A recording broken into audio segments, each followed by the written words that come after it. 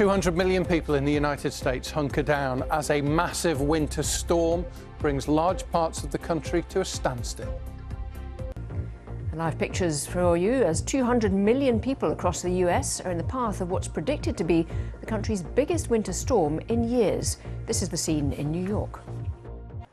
More than 200 million people in the United States are expected to be affected by one of the worst winter storms to hit the country in years.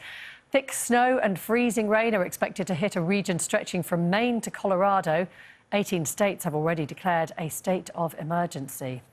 You're going to talk about the states. We spoke to the US Met Service, didn't we, in the last hour? Yes.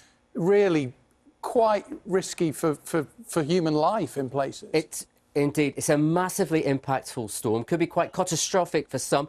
Just this chart here, just to give you a flavour of the sheer area covered by the storm. We're talking about almost half of the country's population under some form of wintry warning at the moment. The biggest issues could be with this ice risk. That could bring down trees, power lines and turn roads and pavements into skating rinks.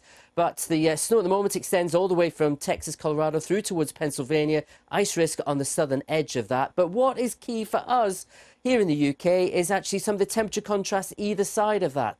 This afternoon, we're talking highs in Winnipeg. This is a high of -25, contrasting with something around 55 degrees warmer in Florida.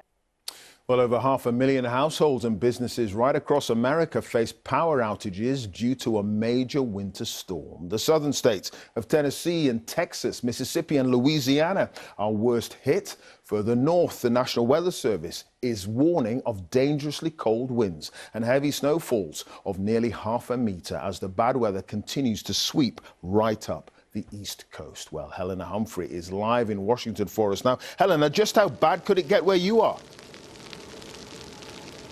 It's very bad, Clive. I have to say it is absolutely freezing. This is a massive winter storm stretching right across the United States, some 2,000 miles from New Mexico, sweeping to New York, up to Maine. Here in Washington, D.C., where I am right now, you can see the snow is continuing to fall. We're expecting up to 1 foot of snow here.